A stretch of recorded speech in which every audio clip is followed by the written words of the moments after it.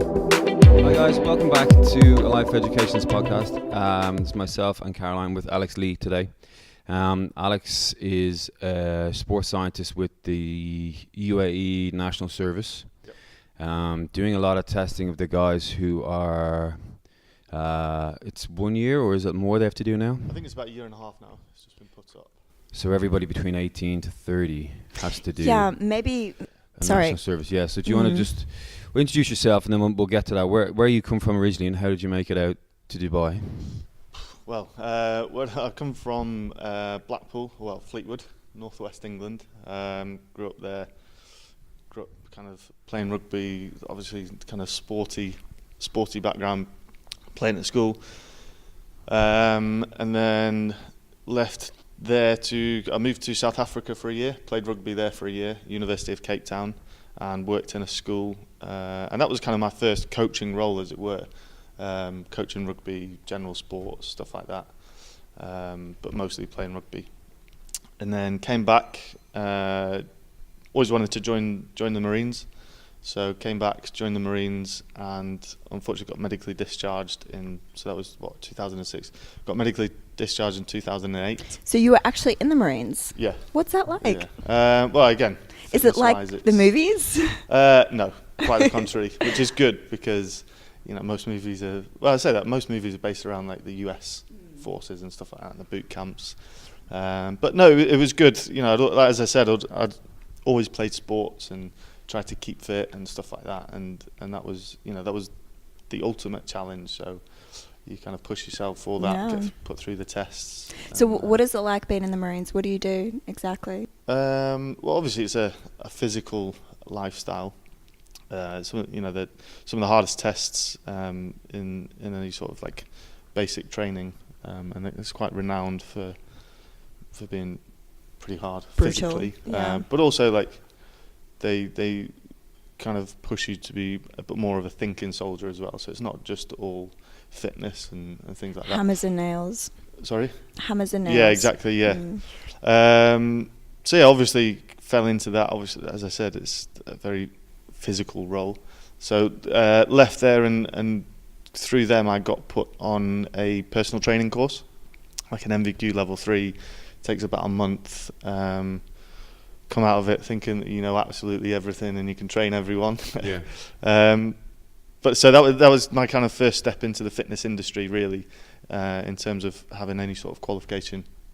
I kind of worked in a gym, managed to get a job in a gym, Virgin Active in London, Twickenham, which was great. So that was a brand new gym that was opening up, and it was literally like Globo Gym. Yeah. And it was at the home of rugby. So, being a personal trainer at Twickenham for me was literally like the best job ever. And also like the Virgin are I say pretty good. They're actually a very good company to work for. And they're really big, very, very Oh yeah, big. they're huge. They've got clubs all over London, Yeah. mainly in London. They've got a few outside of London, but they're huge. They're a big kind of gym back home. They've got them all over the world as well. But no, I was quite surprised, and I'll always speak highly of them in terms of working for them as a personal trainer, how they look after you. Once you get down to the that's on a bigger scale as a company. Once you get down to the nitty gritty, I had a few bad experiences with, line managers and things like that. But that's all personalities and people, and that happens everywhere. Yeah, exactly. So learnt a lot from those experiences, kind of coming all the way through, from kind of fitness instructor, doing a bit of lifeguarding in your local gym and stuff like that, through to somewhere like Virgin Active, which is a bit more of a bigger scale. They help train you up, put you through more courses and things like that, TRX courses and kettlebell courses and things like that. So worked there for about a year, absolutely loved it, met some great people, learned some good things, and learnt, well, you can only learn good things really. Everything's a lesson, whether it's good or bad. But kind of wanted to push myself more towards working with, I say professional athletes. It's at the time that was my mindset, was I want to be working within elite sports, ideally rugby.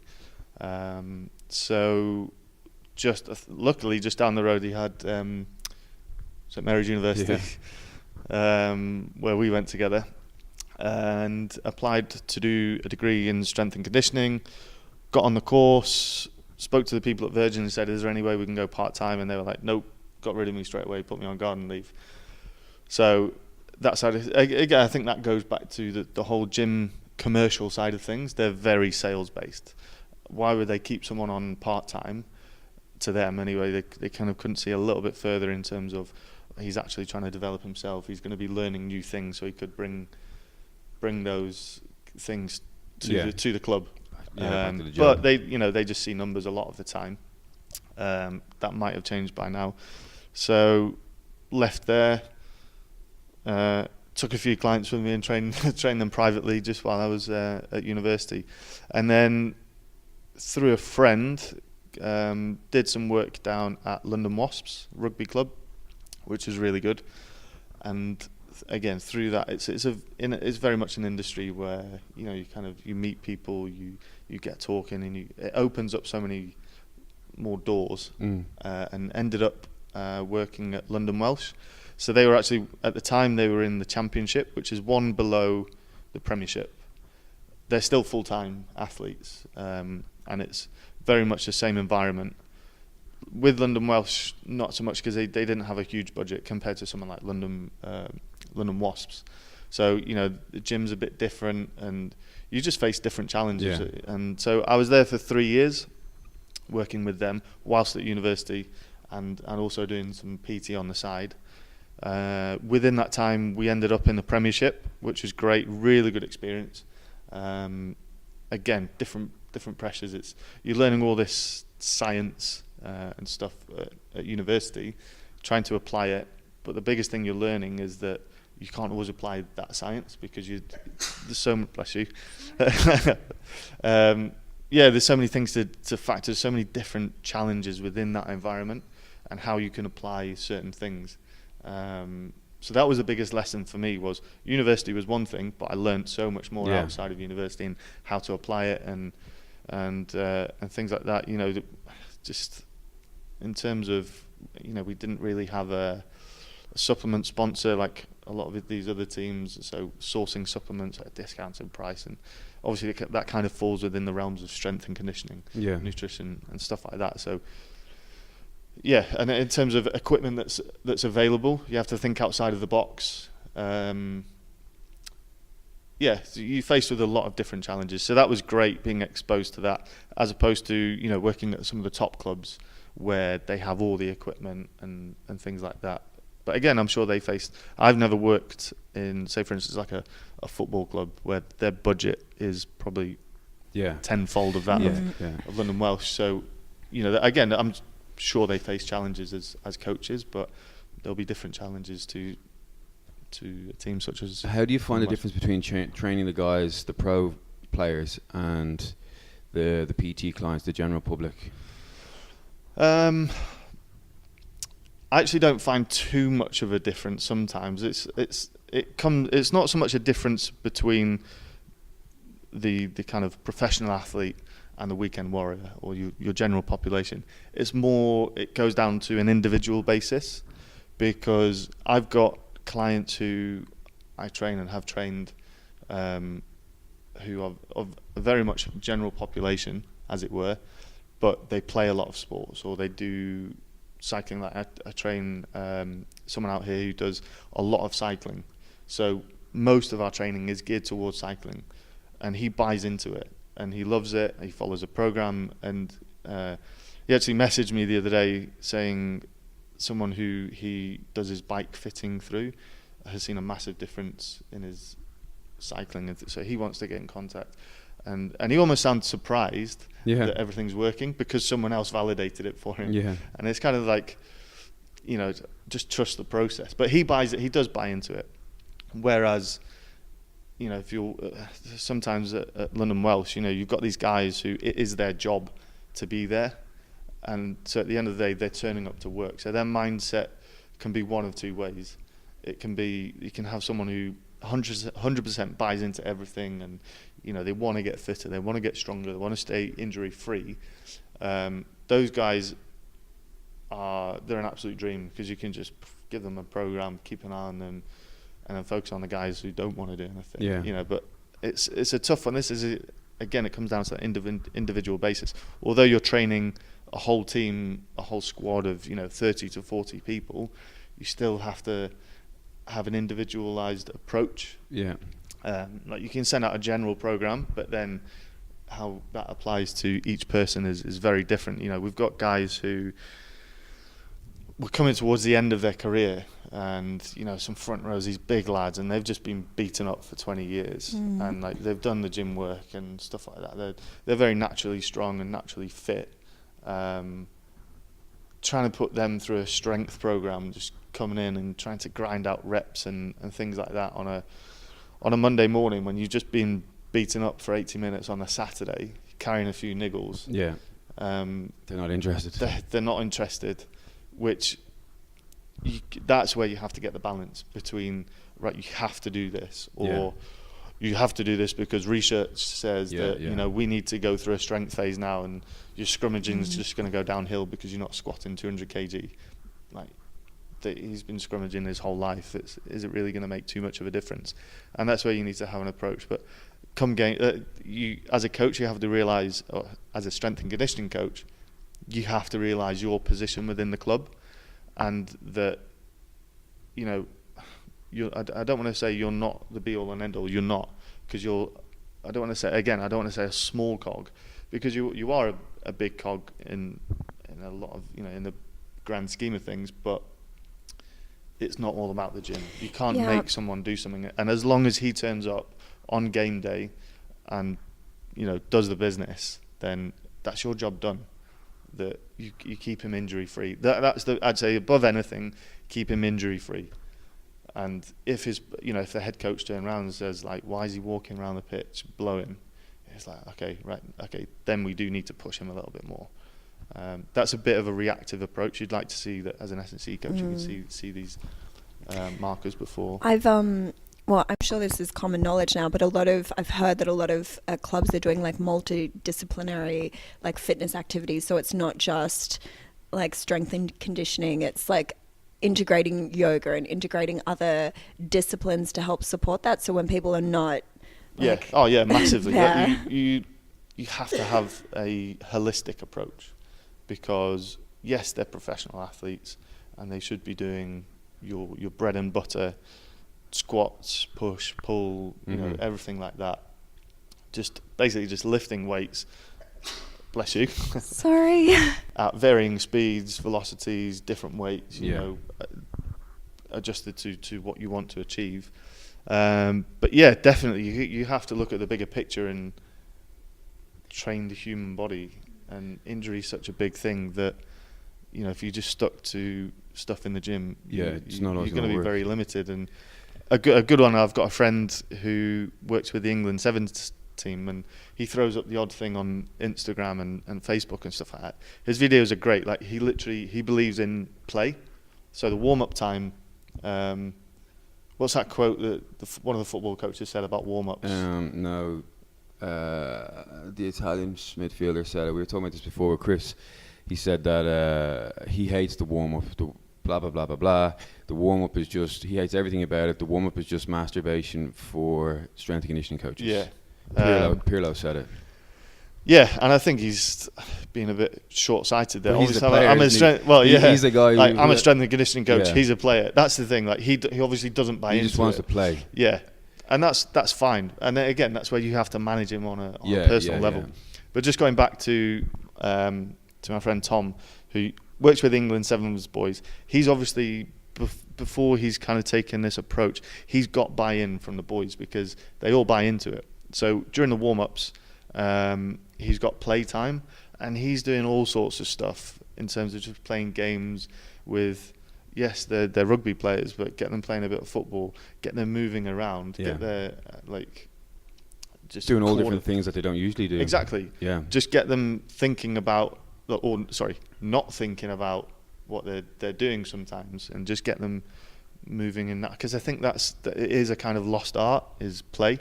Yeah, I think what Pirlo is probably talking about, and some people will be along these lines, is, and I saw it actually when I worked at the military, some warm-ups can be terrible. Some warm-ups can be make the guys run around the pitch number one, touch the floor with your right hand. Number two, touch the floor with your left hand. Yeah, the old French warm up. Yeah, number three, jump up in the air. Four corners. Number four, turn it. There's the footballers. Yeah, I've seen it still happen. Like up to a few years ago. Jump, head the ball. Those guys are gonna hate those warm ups. But if your mate Tom is bringing in games, and like Ryan Giggs is one person who added about 10 years to his football career by going into Pilates.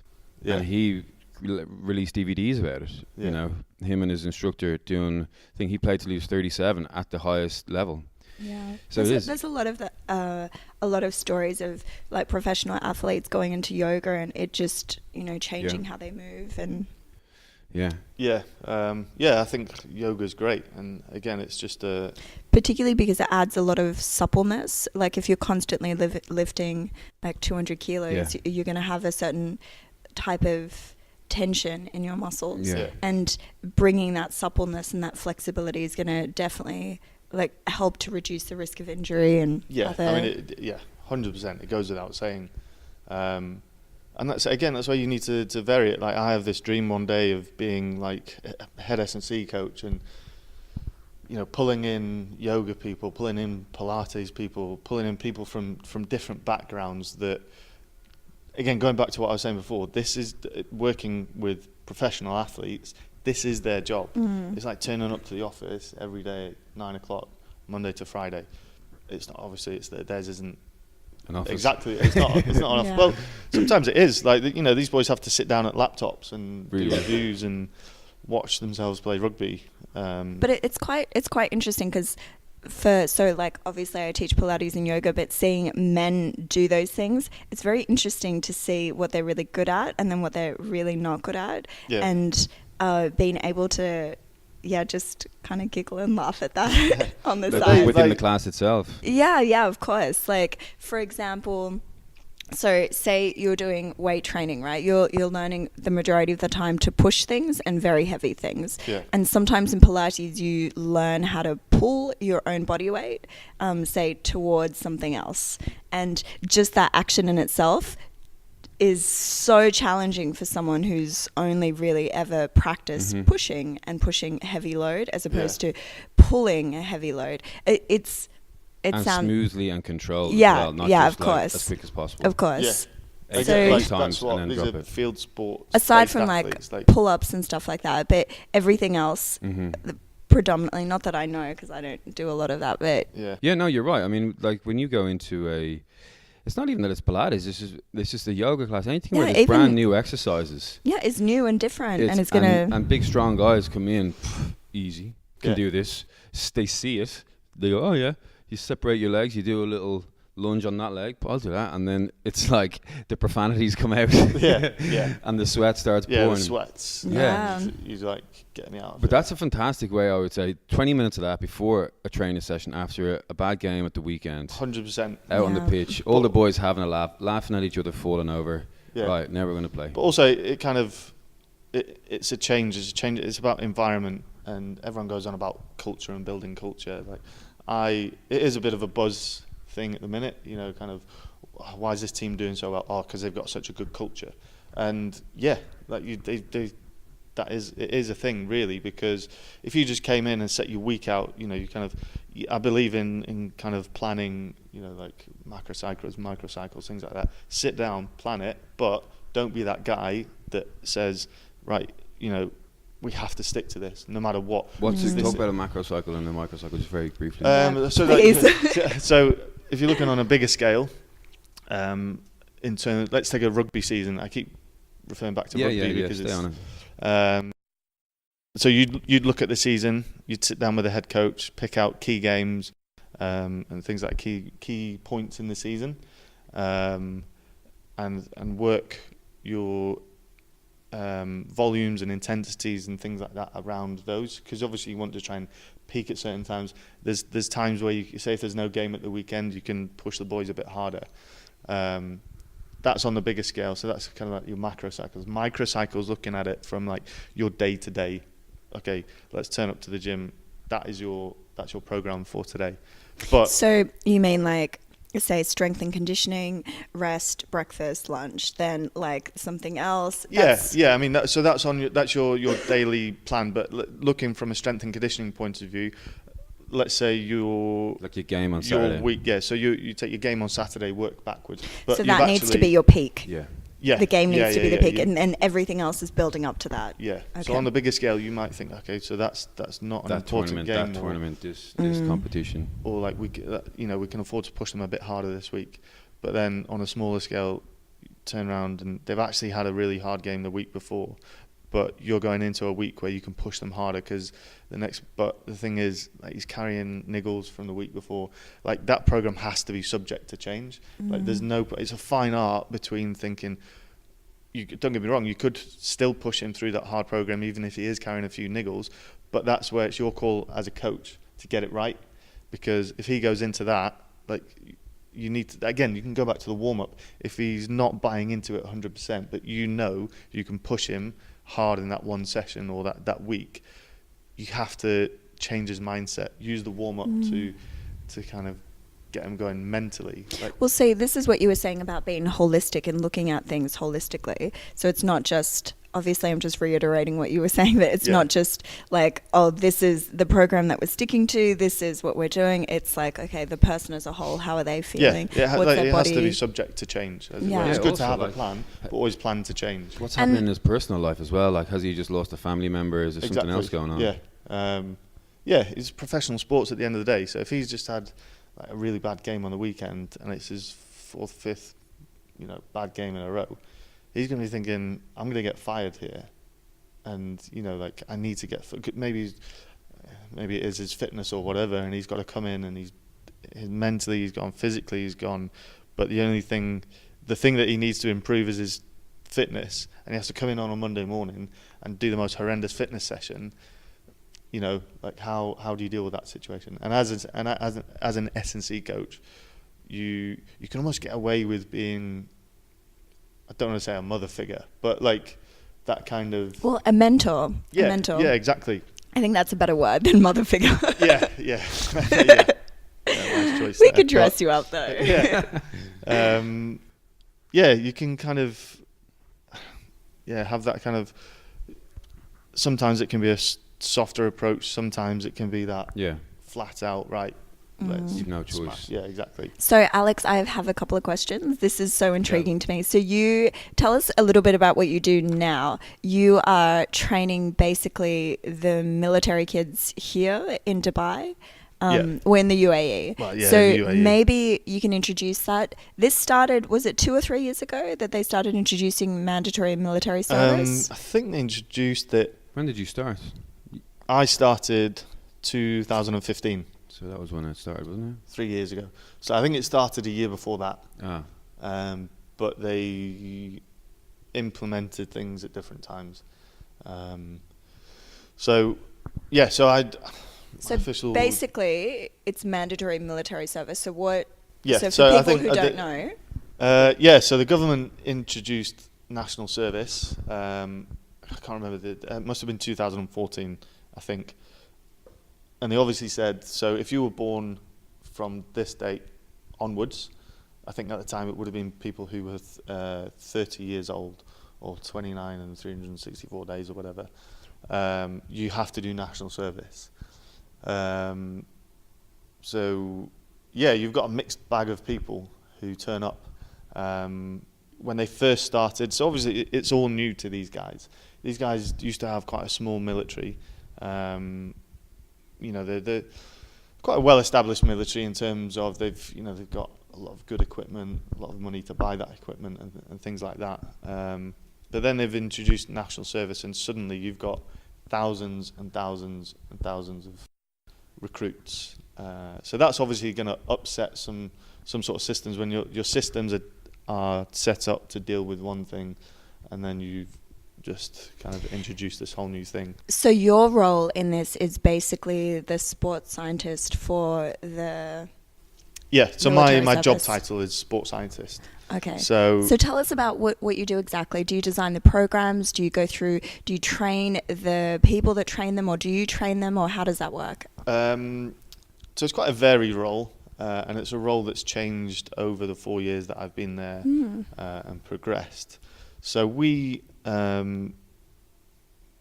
so I'm on one base. So I'm there's like 3 or 4 different bases with different sports scientists on each base, but we all kind of have to do the same thing. So with it being military, they want everybody to go through the same thing. So we had to implement certain tests, procedures, like training, that it's almost like a one-size-fits-all. Yeah. They had things in place before I even got there. So when I turned up, it was kind of, I just go along with what they're doing, because I don't know what the environment's like, I don't know what people are like. So you kind of go along with their systems for a bit, learn them, because I couldn't go in and just change everything. Yeah. Because I could go in and say, this is best practice for military environment, boom, change everything. And they'd be like, What's happened here? So you kind of have to take a back seat at first, grow into the role. But it's so tough, because as I said, I'm on just on one base, and on that one base, you're dealing with about 2,000 recruits. How many bases are there? I think there's about 4 different bases, 3 of which have sports scientists on. Okay. So and this is all over the UAE? Yeah, all over the UAE. So I actually work out towards Fujairah, so it's a bit of a trek every day, and like with PT being at 5 o'clock in the morning, you gotta. Do you live close to Fujairah, or do you live in It's Dubai? about an hour and a half away. Okay, I love Fujairah. It's beautiful there. Yeah. It's not actually in Fujairah, but it's just on the way. I just say because it's literally in the middle of nowhere. So you got 2,000 guys. So rocking up. How many? Was once a year? Twice. So there's 2 intakes a year, and they kind of go through their basic training. So on our base, they go through their basic training, which is their initial training, like day dot through to. It started off at 12 weeks, then it went to 16. I think we're down to 14 at the minute. They don't always tell me these things. So again, like that's hard to plan around. Like, are we doing a 12-week PT, or when are we doing testing? Because we do 3 lots of testing, beginning, middle, and end. So it's about trying to fit that in. So what are you testing for? So from a physical performance side of things, we do kind of have to take that old school military approach in terms of press-ups, sit-ups. We do a body weight squat, and then because they're graded differently medically. So if they're overweight and they're in a certain category, then they have to do a different test. So if they're fit enough, we do a 1.5 mile run. It's literally just straight run as fast as you can, off you go. But for the overweight guys, we do a rock port, which is still a 1.5 miles, but they walk it and they have a heart rate monitor. So we're lucky enough to have Polar Team 2 heart rate monitors, which we have, I think there's about 90 of them, and they're all linked up to a system. So we just hand out. So with the overweight people, there's usually about 300. So we have to do like out of the 2,000. Out of the 2,000. Is that normal? Is that normal? Yeah, and some of them spill over into other. Do you look at platoons. data, say, from other countries? Is that a abnormally high number of? No, not really, because we're kind of building our own data on a longitudinal. Yeah. It's almost like a longitudinal study. This is why we're getting all this kind of heart rate data and all this data, so that in a few years we can turn around and say, right, these are your kind of parameters. These are the kind of people that you're dealing with, because it's hard to compare it. You do obviously research these things, and what have people done in the past in terms of approaching national service from a physical sports science? Have you looked at some of the other research in terms of numbers? Because the reason I'm asking is you hear a lot about obesity being an epidemic here in the UAE and globally. So I'd be curious to see seeing such a large intake of young men, is it really the case? Are you seeing huge numbers of? Yeah. Obesity is massive here. So one of the first things that we set up as a sports scientist was, so as I said, there's 2,000 people on one base. Within that structure, they're split into 5 different companies. And then within their companies, they're split up into 6 different platoons. So everything kind of breaks down. And on day 1, they would turn up and just be, okay, like your company 1, your company 2, your company 3. And it was quite sporadic. So what we implemented. But so the thing is, all these different companies, and then company one have got PT. Company one turn up, and you've got someone who's underweight, someone who used to play professional football, and another guy who's literally been sat on a couch for 20 years. And they're so different. So how do you individualize that? Like, you've got 2,000 people, you can't. So you have to take a step back and look on a bigger scale. Right, this is where simplicity is best. Yeah. So we use a BMI. I don't always agree with BMI, but you can understand why, like, the World Health Organization and people like that use it, because like, it's an easy way to world, standardize people, for sure. Especially when you have 2,000 people. Well, that's it. standing. So we deal with 2,000 people. So when they come on camp, literally the first thing they will do is turn up and come. We set up just outside of my office, and we get their height, weight, waist circumference, age, all those details. Kill two birds with one stone, because we're getting all the data. They give us their Emirates ID. We get all the data for the military, but we're also getting the data that we need. Yeah. And there was a bit of resistance at first, and I was like, well, we're doing the work for you here. Like, your guys don't need to sit down and get all this data now. We're doing it for you. And they were like, oh yeah, okay. So we killed two birds with one stone, and then they kind of fall into different categories of BMI. So we kind of said, okay, there's 5 different companies. Let's split them up into 5 different categories of BMI. One being the people who are at the lower end of the scale. And there's actually a lot of people who are underweight, like malnourished, right the way through to company 5, who are the overweight people. So company 1, platoon 1 will be your lightest or your lowest BMI, as it were, right the way through to company 5, platoon 6. Like, you know what you're going to get. If Do you PT have is company 5, you know what you're going to get. Is this like, we're talking BMI 18, BMI like 25, 30? Is that late 30s? plus? Yeah. Oh, Plus. wow, okay. Yeah, there's some big boys, and you do kind of feel like you do want to help them. Of course, that's your job, right? So you've got this military PT that they have to do. It's like school. It's like a curriculum. Like, they've got their week set out. PT is on a Monday, Wednesday, and Tuesday, and I'll look at it. And sometimes I have to sit and go see the commander and say, right, company 5 have only got 1 PT session this week. They need more. So Yeah. So again, that's, yes, I'm a sports scientist, but I now have to sit down with all the high-ranking officers with a translator, because they don't speak much English, and say, these boys need more PT. But they don't always, their culture, they don't always buy into PT. So you're always on the back foot anyway. So you kind of push, like, they need more PT, or when have they got a spare hour in the day? And what we would do is say, okay, You hijack we've only the got an hour. hour. Let's hijack that. There's only me on my own, or I might be able to get myself and like 2 other PT staff. So I don't actually deliver the PT sessions. You've got a lot of PT staff who do that.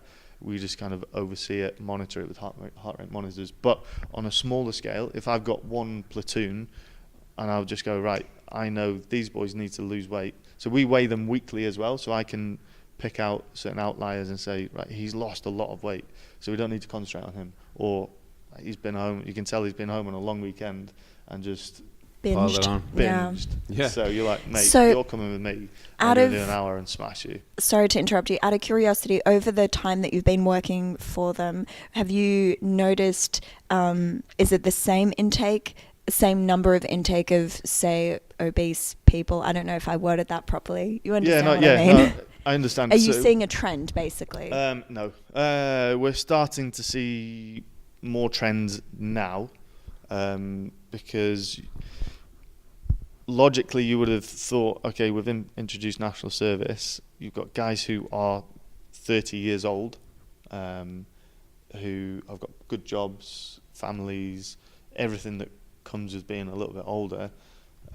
You would have thought you kind of work your way back from there and almost like get through the older boys, so that 2-3 years down the so maybe 4 or 5 years down the line, you've ended up with a system where people literally just finish school, a few weeks summer holidays, and then bang, in August, in that intake, you know you're getting 18-year-olds fresh from school. We're not quite there yet. We still end up with a mixed bag of 18-year-olds, 30-year-olds, and the last one we had someone who's like 34 years old, so he obviously got told he's got to do national service, but we'll tell you when to do it. Yeah. We've not worked it out when you're going to do it, but you've got to do it. And then suddenly 4 years down the line after they've then announced it, he's been pulled in and pulled away from everything. And again, you're not going to get much buy-in from someone like that, because they're just going to go, right, okay, let's just get through this year. Whereas you might have someone who's fresh out of school, they're used to that kind of Systematic structure, systems, right, be here at this time. You'd say What that, is okay, but sorry, go on. Yeah, again, sorry, my mouth.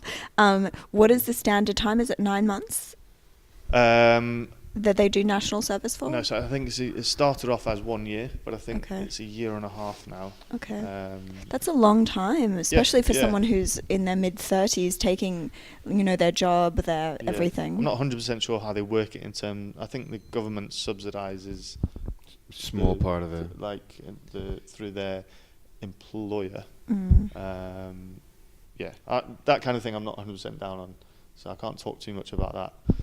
But they've got a system that works because they have to do it. So, but you just got such a mixed bag of people, as I said, age-wise, but background-wise. Everyone thinks that, guys who are from the UAE, that yes, a lot of them do come from privileged backgrounds where they probably haven't had to work too much or whatever. But you've also got a lot of people who, I was talking to the translator, who's literally my best friend on camp because he's been an absolute godsend, and he has to go and translate for people who have been called in for national service, but they've been brought up in America or in the UK and they don't speak Arabic. Yeah. But they're from the UAE, so they've now got to sit through, weapons handling class. Yeah. It's all in Arabic. One of my all clients went through that. Arabic. The jiu-jitsu stuff is in Arabic. Yeah. All the instructions. Everything is in Arabic. Yeah. And I've got some very dear friends as well that live here and are from here and prefer to read English than Arabic. They're much more proficient. But then you've got some guys, I found out the other day, that some guys who just are illiterate. They speak broken Arabic. They don't speak English. They'll speak a little bit of Arabic. And I'm kind of like, well, what do they speak? But they've managed to go through a school system or being brought up not really having to read and write and I guess talk too much. So again, they're put in a system where, right, read this. It's like, I can't read. So yeah, it's in terms of outside of my job in sports science, thankfully they don't need to read anything. I actually take a few lectures on like health and why we're doing PT and stuff like that, just to try and educate them a bit more on their own health, but also it helps get buy-in from them, and they're actually good lectures. So I usually take about 100 people at a time. So again, it's the quality of the lectures can't always be that great because there's just so many them people. they're sat down. As soon as they sit down, boom, they're asleep. So most of them are asleep anyway. But you do get buy-in from a lot of people, and they're asking questions, and also you've got a mixed bag of people that I was delivering one lecture and there was two doctors, and I think we were talking about cardiovascular training, and you go into a little bit of depth but not too much, and as soon as you went into a little bit of depth, boom, he was in. So he started asking me questions, and it was probably one of the best lectures I've ever taken. But more from from a selfish point of view, he made me think as well. Mm-hmm. I think what's important to remember here, what you're talking about, is you're dealing with people who haven't chosen to be there. Yeah. It's not military, they're not military kids who've put their hand up and put themselves forward for the basic training. Yeah. They've just been told they have to do it. Yeah, and that's a whole different kettle of fish in terms of, as I mentioned before, you've got military systems in place, but they're set up for people who want to be there. Like you did, like you chose to be a part of the Marines. Yeah. So it's a very different mindset as opposed to being not so much forced, but it is forced. It is forced. It is forced. There is that kind of, it's a minimum standard with most militaries. It's like, well, okay, we're going to send you down there for a week, thrash you, and if you pass, well done. Okay, and then you're in a system that you're constantly being tested and you can fail. Not just from a physical point of view, from written exams to everything. You there's a minimum criteria where with this, there was one point where I tried to implement minimum scores, and they were like, well, we can't, because if they fail, what are they going to do? We can't send them home. It's like, okay, we'll put them on remedial PT. Oh, that takes up too much time. So you're not always supported. Yeah. Do you know what's quite interesting? I've spoken to a few people who have done the national service, much younger, and it's very interesting because this can be quite a controversial topic in terms of forcing people to do military service. And from what I've heard from the younger people is that they've actually really enjoyed the experience and it's been very beneficial to their health. One particular person that I know quite well lost a lot of weight and really got into health and fitness and was a medic in part of that and really learned a lot and had a really positive experience. So what's your viewpoint on that? Do you feel like people finish this with a very positive experience, or do you feel like it's a bit of both, or what's your take on that? It's definitely a bit of both. That's the best part of my job, is when I get buy-in from people. So in my office, I sometimes get people who, this is why I do try and push for extra PT, we'll call it remedial PT, because you've got boys who want to lose weight and they want to be fit and healthy, and they're so motivated to come in on day one, and it's like, right, I've got to do this military training, so they're just going to throw themselves into it. They know they're overweight. They want to. A lot of people know they're overweight. They know they live a bad lifestyle, but they can't. Break can't the change cycle. it. Yeah. So then they're just like, this is it. This is how I do it, and they turn up, and it doesn't always work that way, because again, they've been thrown in a system that is changing all the time. And as I said, you've got your clinically obese people that I'm trying to. They've recognised that. I think they've dropped a lot of the military training side of things, because on a national service program, like, how specific do you need to get with your kind of fieldcraft and maneuvers and weapons handling, like how military does it need to be? Exactly. Yeah. You're introducing national service because there's an obesity epidemic. Do Why you- not take these people who are never going to go on and serve in the military? That was one of take my them questions. And almost make it like not a fitness camp, because again, like, yes, they're there to be military. The health camp. But push them a bit more. Yeah. Open up a slot in the timetable to get them doing PT, because I've proved it. I sit down and I've managed to, like, busted a gut and had so many fights with people with just trying to buck the system a little bit and get people in for extra PT. So they'll do PT. So I've seen on the program, Company 5, they've got PT 3 times this week. Right, okay. But they've also got an hour's break here and an hour's break there and an hour's break there. And I played the game a little bit because I know there are people who want to lose weight. So I said, right, anybody who wants to lose weight. So initially I said, let's take the top 20 biggest BMIs of that week. You almost have to work on a weekly basis, because people will lose weight and they'll drop down, and then you're like, okay, you've lost a bit of weight, so you need to kind of carry on yourself and work in the system there. But people will gain weight, so they'll slot into your top 20. And I've sat down and got the data that says it works. These people are losing weight with extra PT, and they're happy and they love it. And when we weigh the boys weekly, they're literally like buzzing when they get on the scales. Oh, I've lost 3 kilograms, or they're surprised that when they've had a long weekend, I've gained 4 kilograms. It's like, well, yeah. What will happen when you go and go straight to KFC? Yeah. And they laugh. They're just like, they know. So, yeah, you never get. Like, I never say to them, like, don't go home and don't have KFC, but like, do it within reason. Yeah. Amazing. Yeah, that was. Yeah, I had cool. no more questions. Cool. So where can people get in touch with you if they want to follow what you're doing? Twitter's more kind of sports science based stuff. At Alex Dealey. Like, Instagram's more just Just pictures, Alex. just Personal random stuff. photos. Yeah, and- it's more of a personal Instagram. It's just on Twitter.